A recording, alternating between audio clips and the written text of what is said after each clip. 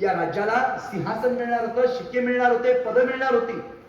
बातमी आनंद वार्ता अवघ्या स्वराज्यात गेली. काय वर्णन करू त्या आनंदाचं. राज्याभिषेक म्हटलं की आमचा जिव्हाळ्याचा विषय, त्यामुळे इथं त्या विषयात शिरतच नाही बिलकुल. परंतु ही बातमी मागच्या 1000 वर्षातली सगळ्यात आनंदाची बातमी होती. आणि म्हणून म्हणजे मी तुम्हाला सांगू का, महाराष्ट्राला घरघर कुठनं लागली? अल्लाउद्दीन खिल्जी आला तेव्हापासून नाही, ज्ञानोबारायांनी समाधी घेतली ना तेव्हापासून महाराष्ट्राला घरघर लागली होती. तेव्हापासून सुख नाही, तेव्हापासून शांती नाही, तेव्हापासून आनंद नाही. ज्ञानोबारायांच्या समाधीनंतर इतक्या वर्षानंतर जर का सुखाचं काय घडलं, महाराष्ट्राच्या डोळ्यातले अश्रू कधी संपले तर ते राज्याभिषेकामुळे संपले. कारण आम्ही स्वतंत्र झालो, आम्हाला राज्य मिळालं, आम्हाला छत्रचामर मिळाली. की राज्याभिषेकाची बातमी स्वराज्यात पसरली. आणि तुम्हाला सांगू, रायगड सजला. रायगड कसा सजला? तुम्ही म्हणाल त्याचा प्रतापरावचा काय संबंध आहे? इथंच आहे. अष्टप्रधानांचे वाडे तयार झाले. अष्टप्रधानच प्रतापराव आहेत, सरनोबत आहेत, सेनापती आहेत. त्यांचाही वाडा आमच्या रायगडावरती त्या ठिकाणी बांधला. कुशावर्ताच्या इथं जे 8 वाडे आहेत रायगडावरती, इथं काय झालं ते बोलतो ना मी पुढं. अनेक प्रश्नांची उत्तरं आताच्या प्रसंगानंतर तुम्हाला मिळतील या शेवटाला. राज्याभिषेकाचा माहोल झाला, जनता आनंदित झाली, रयत सुखावली. आणि विजापूरच्या दरबाराला नेहमीप्रमाणे किडा आला. विजापूरच्या दरबारामध्ये हा मराठ्यांचा उत्कर्ष, शिवाजीराजांची उन्नती सर्वांना बातमी गेली. आपल्या उरावर एक सत्ता निर्माण होणार या राज्यामध्ये, या देशामध्ये. आज घड्याळ नाही, हे घड्याळ, परंतु म्हणून ते राहिलं घरी चुकून. आणि त्या विजापूरचा दरबार भरला. माय बापो, विजापूरचा दरबार भरल्यावर यापूर्वी अनेक सरदारांनी संकट आली होती. एक असाच अफजल आला होता. आणि शिवाजी महाराजांचं स्वराज्य रोखण्यासाठी, राज्याभिषेक रोखण्यासाठी आणि त्यांचं राजकारणावरचं लक्ष विचलित करण्यासाठी टप्पे बघा काय, हसेल तुम्हाला, परंतु हे लक्षात घ्या, मराठा इतिहासातली या बारीक गोष्टी आहेत. पूर्वी विजापूरच्या दरबारातनं फौजा निघायच्या, त्या शिवा को जिंदा या मुर्दा दरबार के सामने हाजीर करूंगा म्हणत निघायच्या. शिवाजीराजांना मारण्यासाठी निघायच्या. 20 वर्षानंतर आता ज्या फौजा निघत होत्या ना, त्या शिवाजीराजांना रोखण्यासाठी निघत होत्या. मारण्याची स्वप्न बघणारे फक्त रोखण्यापर्यंत आले. याला कारण शिवरायांचे मावळे होते. लक्षात ठेवा की तुम्ही आम्हाला उद्ध्वस्त मारणं हे विसरून जा. आता एकानं विडा उचलला, एकाची नेमणूक झाली. त्याचं नाव अब्दुल करीम बहलोल खान. त्याला काही जण बहलोल खान असं सुद्धा म्हणायचे. हा दुसरा अफजल. याचं एक वेगळं वैशिष्ट्य आहे. हा मातब्बर होता, पराक्रमी होता. हा कर्नाटकी दरबारातला म्हणजे विजापूरच्या दरबारातल्या पठाणांचा जो गट होता त्यांचा हा नेतृत्व करणारा पठाणांचा कॅप्टन होता. विजापूरच्या दरबारातल्या पठाण सरदारांचा हा त्यांचा त्यावेळेचा प्रमुख. हा तरणा होता का नाही हाही अनुभवी होता. शहाजी राजांच्या काही पत्रांमध्ये बहलोल खानाचा उल्लेख आलेला आहे. आणि म्हणून शिवाजी महाराजांना चांगलं माहित होतं बहलोल खान पठाण किती भयंकर आहे. आणि बहलोल खान निघाला. काहीतरी 40-1 हजाराची फौज बहलोल खानाने घेतली आणि बहलोल स्वराज्याच्या दिशेने निघाला. आता स्वराज्याच्या दिशेने निघाला तो काळ होता साधारणपणे मार्च 1673चा शेवट. जशा मराठी नजरबाजांनी, नजरबाज म्हणजे गुप्तहेर खातं, गुप्तहेर हा शब्द आपण लावलाय, मी कायम सांगतो त्यावेळेच्या खात्याचं नाव नजरबाज खात आहे. आपली लोक नजरबाज आणि त्यांच्याकडची लोक खुफिया नवीस. खुफिया म्हणजे गुप्त, गुप्त बातम्या आणणारे म्हणजे खुफिया नवीस. आणि आपण म्हणतो ते गुप्तहेर, नजरबाज. बहलोल खान निघाला. अफजल खानाची पुनरावृत्ती, भयंकर वादळ आल्यासारखी अवस्था झाली. आणि तुम्हाला सांगतो तो ज्या प्रांतातून निघालाय ना, म्हणजे आताचं बेळगावच्या पुढचं तुम्ही गेला होता ते भीमगड वगैरे ते सगळा परिसर आहे ना, तिथनं तो यायला लागला. रयतेनी ज्या बातम्या पाठवल्या, देऊळं पडतायत पुन्हा एकदा, म्हणजे ते जे रिपीट अत्याचार, हिस्ट्री इज रिपीट. जे बहलोल खान आला, महाराजांसमोर प्रश्न पडला, हे वादळ जर स्वराज्यात शिरलं तर पुढचं राज्याभिषेकाचं नियोजन, आसपासची स्वराज्याची सुरक्षितता करायचं काय. आणि या दरम्यान पुन्हा एकदा महाराजांवर त्या ठिकाणी त्यांचा विश्वास ज्यांच्यावर होता त्यांचं नाव समोर आलं. त्या माणसाचं नाव होतं प्रतापराव गुजर. बहलोल खानाचा जर बंदोबस्त करायचा झाला तर एका माणसाला पाठवावं लागेल. हे असले भरपूर बहादूर खान त्याने साल्हेरच्या युद्धात ठोकले, वडील इंदोरीच्या युद्धामध्ये ठोकलेले. आणि म्हणून तेव्हाच पहिलं पत्र 5 एप्रिल 1673च्या दरम्यान त्यांनी बहादूर खानाला लिहिलं. त्या पत्रातले शब्द असेल. आता इथनं चालू झाला प्रतापरावांच्या आयुष्याचा उत्तरार्ध. इतकी बेदरकार कारकीर्द, भयानक युद्ध तांडव. महाराजांनी विश्वासाने बहादूर खानाला मोडण्यासाठी आणि चिरडण्यासाठी पहिलं पत्र लिहिलं. त्या पत्रामध्ये असं लिहिलंय, राव सरनोबत तो बहालोल बहुतच वळवळ करतो, त्यास धरावा अथवा मारावा, शक्यतो धरावा. पुढचे शब्द काय बघा. शिवाजी महाराज युद्धदृष्ट्या केवढे भयंकर आणि काय योजना राबवायची बघा तुम्ही. राव तो बहालोल बहुत वळवळ करतो, त्यास धरावा अथवा मारावा, शक्यतो धरावा. आज मितीस आम्ही बहुत खान मारले, परंतु जिवंत धरला ऐसा कोणी नाही. काय म्हणते शिवाजी महाराज. आपल्याला तर फक्त अफजल खान, शाहिस्ते खान म्हटले, महाराजांचे शब्द आहेत. आज मितीस आम्ही बहुत खान मारले, म्हणजे भरपूर खान मारून टाकले, पण जिवंत धरला ऐसा कोणी नाही. याच धरावा ऐसे केलियाने हिंदुस्थानचे राजकारणी सलामत पैसे. सलामत म्हणजे दहशत. शिवाजी महाराजांची योजना काय आहे बघा. जिवंत धरून आणणं. मारू नको. लय जण मारले, आता वाज झालं.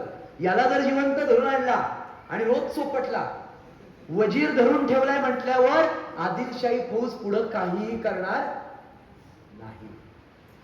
आणि उत्तर हिंदुस्थानात दहशत काय जाईल. शिवाजीचं राज्य इतकं प्रबळ झालंय, त्यांनी आदिलशाहचा वजीरच धरून ठेवला. महाराजांची दूरदृष्टी. मी तर हे पत्र वाचताना पहिल्याच वेळी मी आणि आमचे रमेश सर काय बोललो की महाराजांचे स्वतःचे शब्द आहेत. आज मितीस आम्ही बहुत खान मारले. याचा अर्थ ही जर कागदपत्रातली यादी सापडली ना, तर कितीतरी जणांच्या कबरा अजून सुद्धा आतमध्ये घाबरतील आणि थरथर कापतील. लक्षात ठेवा. इतकं स्वतःचे शब्द आहेत. आज मितीस बहुत खान मारले, जिवंत धरला ऐसा कोणी नाही. राव या जिवंत धरावा आणि आणावा ऐसे केलियाने हिंदुस्थानचे राजकारणी सलामत पैसे. देशात दहशत पसरवण्यासाठी पकडून आणा म्हटलं. हे पकडू शकतो माहिती आहे म्हणूनच त्याला पाठवलं. आणि निघाले. हातात खाली तास सापडला की तलवार कानाच्या बाहेर. प्रतापराव निघाले. कुठं गेले तुम्हाला सांगतो. उमराणी नावाचं गाव आहे. त्या उमराणी जवळ गेले. आपल्याकडे हे जे युद्ध आहे प्रतापरावांच्या मृत्यूच्या आधीच, हे प्रतापराव सेनापती म्हणून किती विलक्षण होते. अष्टपैलू सेनापती. प्रतापरावांनी गरिबी कावा केला वडील इंदोरीच्या युद्धामध्ये. प्रतापरावांनी खुल्या मैदानी शत्रू अंगावर घेतला साल्हेरच्या युद्धामध्ये. इथं काय केलंय बघा तुम्ही. उमराणी जवळ गेले. उन्हाळ्याचे दिवस होते. साधारणपणे 15 एप्रिल 5 एप्रिलला पत्र आहे. 10 दिवसात प्रतापराव पोहोचले तिथं. विजेच्या वेगानं हालचाल करणारं सैन्य दळ. मराठ्यांच्या सेना दलाची जर उभारणी कोणी केली असेल तर त्याची सुरुवात प्रतापरावांनी केलेली आहे. घोडदळाच्या वेगवान हालचाली. आणि उमराणीला एका डोंगरावरनं, एका टेकडीवरनं त्यांनी पाहिलं की बहालोल खान अशा ठिकाणी थांबलाय की तिथे फक्त एकच पाणवठा आहे. पाणी प्यायचं. काय स्ट्रॅटेजी आहे बघा, काय योजना आहे बघा. अशा ठिकाणी तो थांबला होता की तिथे फक्त पाणवठा. बरं उन्हाळ्याचे दिवस आहेत, एप्रिल महिना आहे.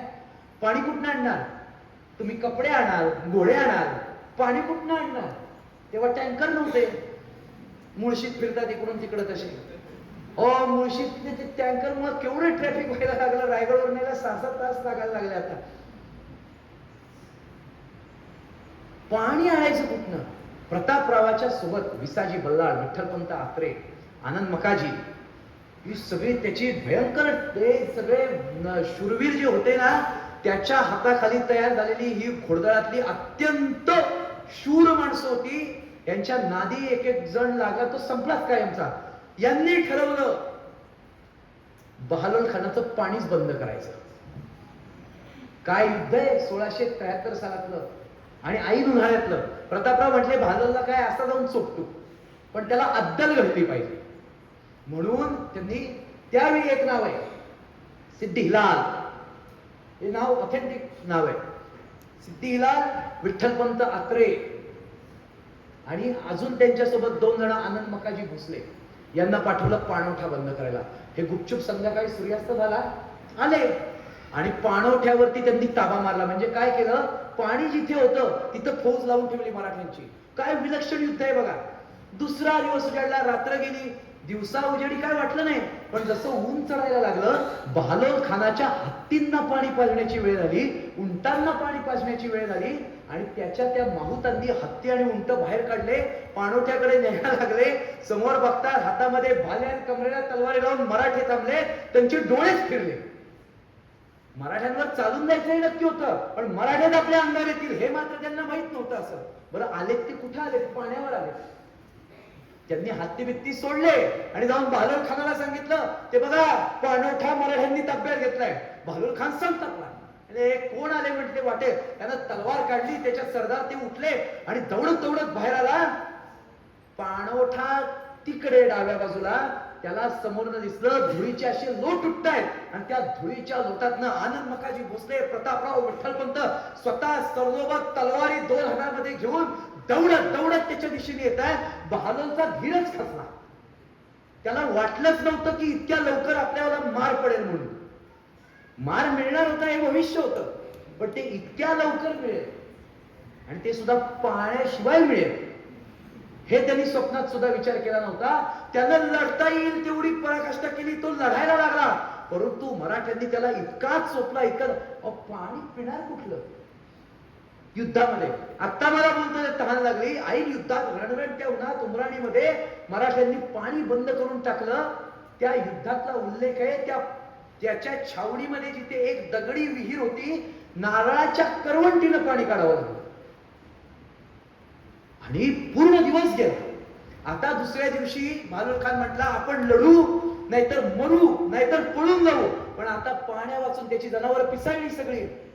आणि दुसऱ्या दिवशी सकाळी आवाज आले, दिन अल्लाहू अकबर, आणि तलवारी उपसून पहाटेच्या वेळीच ते सगळे निघाले. प्रतापरावचा म्हणतो, काय तिथं बसला होता काय? तोही तयार होता. प्रतापराव तिथे असलेल्या टेकडावरनं खाली आला आणि युद्ध चालू झालं. या दरम्यान एक तुकडी पलीकडे जायला लागली. कुणाला काही कळलं नाही. काय गमती केल्यात बघा आपल्या लोकांनी, आपल्या पूर्वजांनी. आनंदराव होता आणि बहालोल खान इकडे लढतोय आणि आनंदराव तिकडच्या बाजूने चाललाय. कुठे गेला माहितीये तुम्हाला? आनंदरावांनी इकडची लढाई बिडाई सगळ्या बाजूला ठेवलं आणि तो घुसला बहालोल खानाच्या छावणीतले हत्ती जिथे बांधले होते तिकडे. हत्ती कालपासून पिसाळले होते, पाणी नाही. आनंदरावांना जाऊन हत्तींचे साखळदंड तोडून टाकले. पिसाळलेले हत्ती पाण्या वाचून त्यांची तडफड चालली होती, चित्कारले आणि जवळजवळ 10-12 हत्ती बहालोल खानाच्या छावणीत घुसले आणि त्यांनी बहालोलचं सैन्य चिरडायला सुरुवात केली. इतिहासात हा प्रसंग आहे.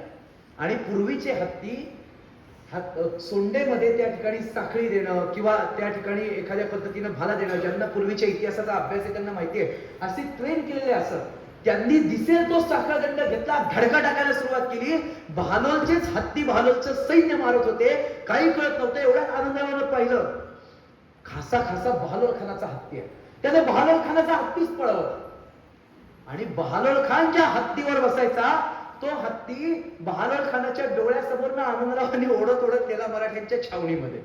काय वाटलं असेल त्या बिचाऱ्याला? पाणी नाही, हत्ती गेला, आबरू गेली. समोरनं प्रतापराव मारतोय, ठोकून काढतोय. त्याने हात जोडले आणि वकील पाठवला.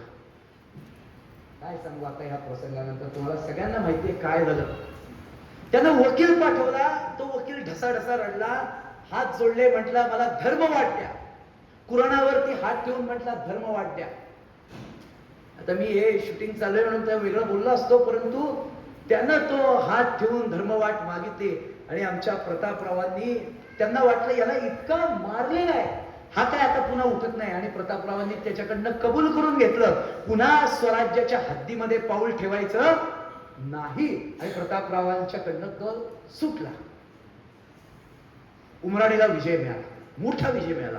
बातमी आली रायगडावरती, असा नगारखाना सजला होता, बाजारपेठ सजली होती, अष्टप्रधानांचे वाडे सजले होते. भोसरे गावातनं प्रतापरावांच्या मंडळी, प्रतापरावांचा मुलगा खंडेराव, जगजीवन, तो सिदोजी आणि बारकी जानकीबाई, हे सगळेजण वाड्यात जाऊन थांबले होते. प्रतापराव होते. प्रतापराव उन्हाळीची तर स्वराज्याचा शत्रू वैरी छातडावर घेऊन थांबले होते. महाराजांना कळलं, बहालोलला सोडला आणि महाराजांना लक्षात आलं की हा तो बहालोल आहे ज्याच्यापासून सावध राहा असं शहाजीराजांनी आम्हाला सांगितलेलं आहे. त्याला सोडलं कसं काय? आणि मग दुसरं पत्र लिहिलं.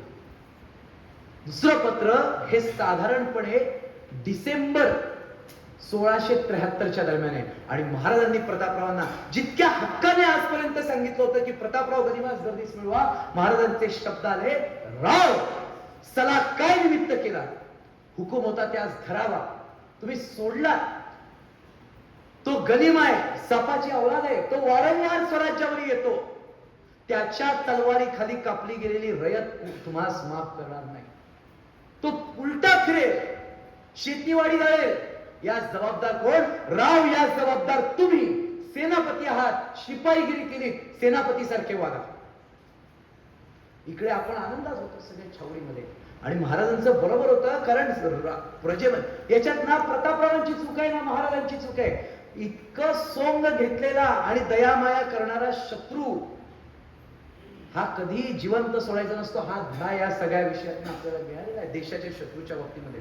प्रतापरावांच्या हातात ते पत्र पडलं आणि प्रतापराव संतापले. प्रतापरावांनी पुन्हा तलवार उपसली आणि बहालोळ ज्या दिशेला गेला त्या दिशेने ते दक्षिणेकडे गेले. त्यांनी त्या दक्षिणेच्या इथं ते आथणी बिथणी हा जो सगळा एकंदरीत परिसर आहे त्यांच्या तडाख्यात डिसेंबर आणि जानेवारी या 2 महिन्यात ज्या ज्या आदिलशाही चौक्या सापडल्या त्या त्या जाळल्या, त्या त्या कापल्या, त्या त्या जिवंत ठेवल्या नाहीत. मी तुम्हाला सांगतो या 2 महिन्यामध्ये बहालोळ खानाला शोधताना प्रतापरावांनी 80 पेक्षा जास्त चौक्या आदिलशाहच्या उद्ध्वस्त करून टाकल्या. इंग्रजांची वखार लुटली, इंग्रजांना चुकून काढलं. इंग्रजांचं पत्र आहे शिवाजी महाराजांना, तुमचा आमचा तह असताना तुमचा सेनापती आम्हाला जाळून गेला. महाराजांनी सांगितलं तो आमचा ऐकत नाही. त्यांना तेच पाहिजे, ते एक चांगली हालचाल चालली बुद्धिबळाच्या पटावर. इंग्रजांना फटके बसते. आता त्याच्या समोर जो येणार तो मारला जाणार. प्रतापरावानं तिसरा नेत्र उघडलेल्या शंकराप्रमाणे तांडव त्या ठिकाणी मांडलं. राज्याभिषेक जसा जवळ येत होता तस तसं प्रतापरावाच्या मनामध्ये तो विषय होता. आता जर बहालला तर काय करायचं, मी त्याला सोडलाय. प्रतापराव चुकीचा नाहीये, महाराज चुकीचे नाहीये, बहालोल विकृत आहे, हे त्याच्या मागचं मूळ आहे, लक्षात ठेवा. बहालोल दिल्या शब्दाला घातल्या शपथेला जागलेला नाहीये. आणि नेमकं कोल्हापूरच्या बाजूने, कोल्हापूरच्या शेवट जिथे आता बेळगाव आहे, निपाणी आहे, त्याच्या थोडस पुढे गेल्यावर काही किलोमीटर अंतरावर नेसरी नावाचा एक परिसर आहे. त्याच्या आणखी मागची गावं, तिथनं नजरबाजांनी बातमी आणली आणि रायगडावरती पाठवली, बहालोल खान फौज गोळा करतोय स्वराज्यावर चालून येण्यासाठी. तो गेला नाहीये. आणि मग महाराजांचं तिसरं पत्र आलं. ते तिसरं पत्र साधारण फेब्रुवारी महिन्याच्या पहिल्या किंवा दुसऱ्या आठवड्यात येतं. त्या पत्रातले शब्द आहेत, तो बहालोल घडोघडी येतो. घडोघडी येतो म्हणजे सारखा येतो, नुकसान करतो, त्यास बुडवून फत्ते करणे, गनिमास गर्दीस मिळवल्या विना आम्हास रायगडावर तोंड दाखवू नका. काय करावं? 7 प्रधान गडावर आहेत, 8व्याची वाट बघतायत, तो प्रतापराव आहे. मंगल तोरण त्या वाड्यांना सजलेली आहेत, 8वा आहे तो प्रतापराव आहे. आणि प्रतापरावानं तलवार काढली त्या बहालोलला शोधायला.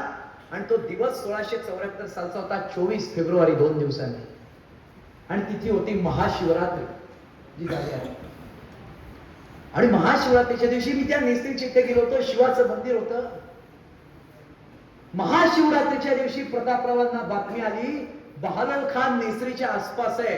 आणि प्रतापरावांनी तलवार उपसली आणि त्यांच्या सोबत 6 स्वार होते, ते दौडत दौडत निघाले. आता त्याच्यामध्ये तर्क असा आहे किंवा आपण इतिहास अभ्यासक म्हणून असं एक मानू शकतो की शिवरात्रीला शिवाचं दर्शन घेण्यासाठी मंदिरात कुठेतरी प्रतापराव आणि त्यांचे शिपाई त्या ठिकाणी अंगरक्षक असावे, तिथं बातमी कळली असावी, फौजेची कोंडी झाली असावी, फौज तिकडून जात असावी, नाहीतर 20,000चं घोडदळ मागे टाकून जावेत इतकेही प्रतापराव अविचारी नव्हते.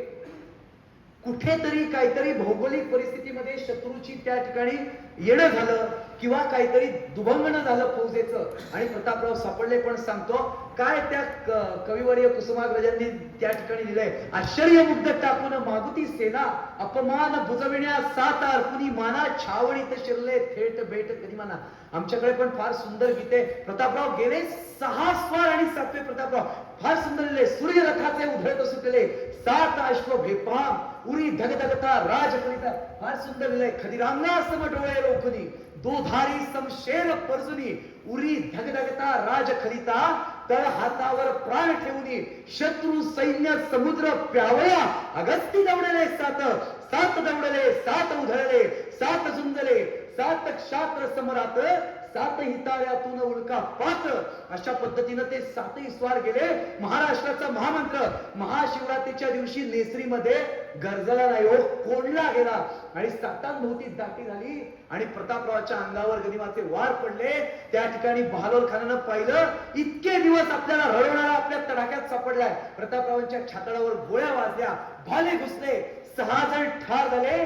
प्रतापराव सुद्धा त्या ठिकाणी पडले आणि नेसरीच्या खिंडीमध्ये शिवरात्रीच्या दिवशी शिवाच्या पिंडीवर जसा दुधाचा अभिषेक होतो तसा त्या नेसरीच्या तीरावरती प्रतापरावांच्या रक्ताचा अभिषेक झाला आणि मराठा साम्राज्यातला सर्वात बेदरकार खतरनाक सेनापती शत्रू त्याचे तुकडे तुडवत तुडवत पुढे निघून आश्चर्यमुग्ध टाकून मागोती दगडावर दिसतील अजूनही तेथल्या टापा, ओढ्यात तरंगे अजूनही रंग रक्ताचा, क्षितिजावर उठतो अजूनही मेघ मातीचा, अद्याप विरहिणी कुणी वाऱ्यावर गात, वेडात मराठे वीर दौडले. हा त्या दिवशी घडलेला प्रसंग आहे. प्रतापराव गेले, चटका लावणार मरण आलं, चटका लावणार. काय सांगू तुम्हाला, एवढा बुलंद बेदरकार सेनापती, 6 स्वार आणि प्रतापराव काही राहिलं. मी आता मध्यंतरी नेसरीमध्ये गेलो होतो. ती जागा तुम्ही कधीतरी बघा. नेसरीचे ते खिंडी सारखा नाहीये, ते प्रदेश येतो, परंतु नेसरीची समाधी जिथे तिथनं पाणी वाहतं, ते विरगळ ठेवले. त्या समाधी जवळ गेल्यावर प्रतापरावांच्या काहीतरी वेगळ्या लहरी अंगात संचारतात. प्रतापराव गेले, रायगडावर बातमी आली. काय वाटलं असेल महाराजांना? महाराजांच्या डोळ्यामध्ये पाणी आलं. महाराजांचे शब्द तुम्हाला सांगतो, राव पडला, एक बाजू पडली. शिवाजी महाराजांच्या आयुष्यात त्यांचे अनेक सहकारी गेलेले.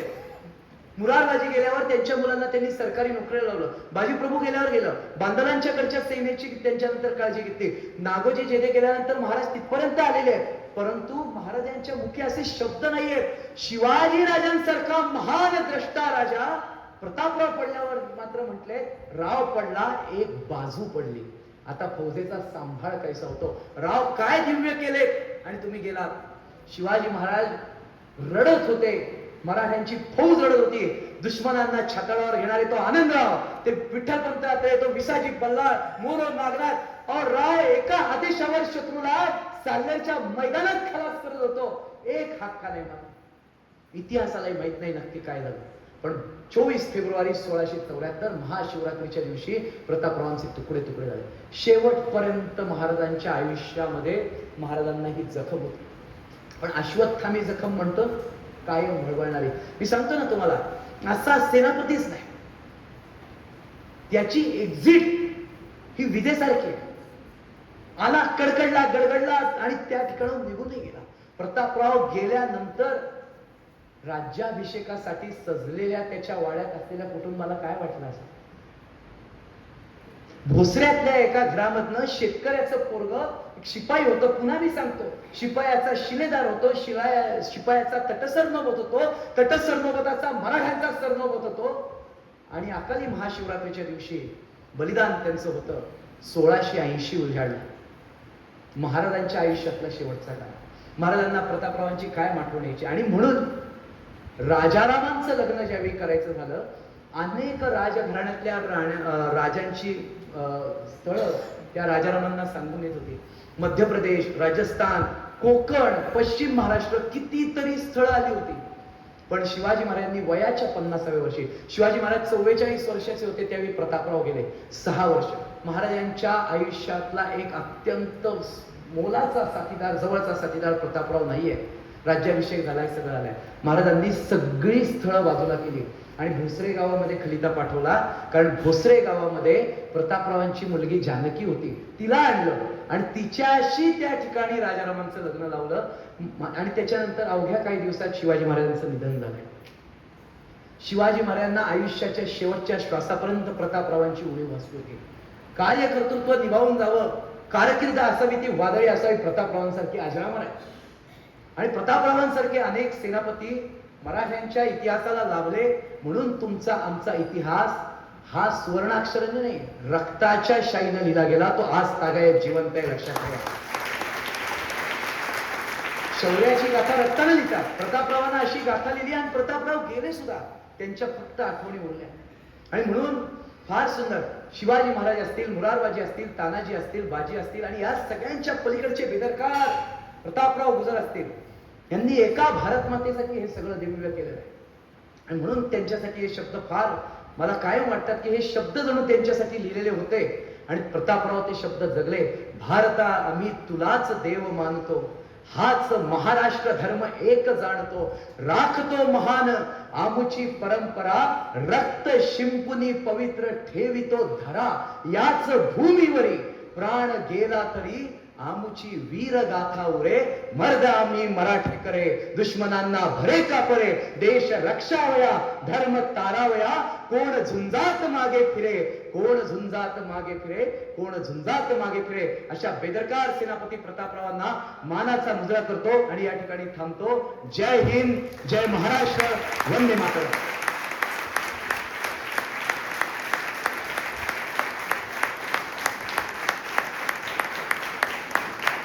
टाळ्यांचा गजर असाच चालू राहू दे. आता तुम्हाला या प्रतीकाचं खरं महत्व कळलं की इथे महादेवाची मूर्तिका सरनोबत प्रतापरावांच्या प्रतिकात्मक या गोष्टी इथे का ठेवल्या आहेत. ह्याच्या पलीकडे आपण जाऊन आता काहीच बोलू शकत नाहीये. इतकं सुंदर व्याख्यान आणि या व्याख्यानातून सरनोबत प्रतापराव गुजर यांना आदरांजली, श्रद्धांजली असं होऊच शकत नाही. आता यापुढे मी प्रशांतजी यादव यांना विनंती करतो, त्यांनी त्यांचा अध्यक्षीय